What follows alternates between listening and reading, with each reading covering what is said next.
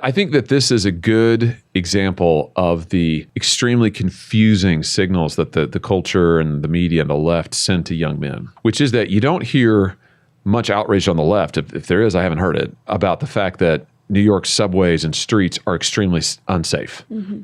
And that if you are an everyday citizen walking or traveling, you may well be subject to violence. Like that's just wiped away, right? We're supposed to just live with that. But then you've got a guy who actually puts himself in danger to try to help other people. And I think you've got a subway passenger now saying like, he saved my life. I mean, he put himself in danger.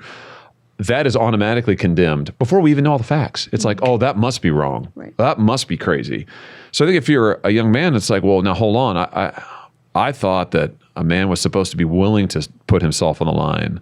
Isn't that what we celebrate in The Greatest Generation, for example? A whole generation of men, young men, who went out there and sacrificed for their country. But you're telling me now if I do that, I'm going to be vilified, sued, charged, what have you. And listen, I don't know all we'll learn, I guess, and as the criminal justice system plays out here about all the facts, not to prejudge it, but just based on what we do know, it sure looks like the guy who wanted to do good and wanted to protect others is being immediately condemned, while the criminality or potential criminality of the aggressor here is just sort of being overlooked. So I think that for men, and young men especially, you can see why it sort of pushes them sort of into neutral, so to speak. It gets them out of gear and into neutral, where it's like, well, if I try to do something with my life, if I'm ambitious in terms of wanting to actually achieve something, if I put myself out there, I'm going to be told I'm toxic.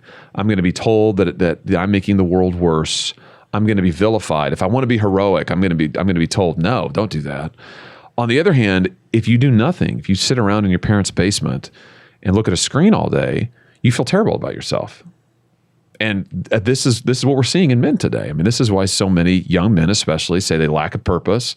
They feel depressed. They feel alone. I mean, yeah, of course, no doubt, Mm-hmm. So this is the cultural dysfunction that the left's ideology has led us to, I believe. And the antidote to that is a better vision. It's a better message. Just to say, no, we want you to be a hero.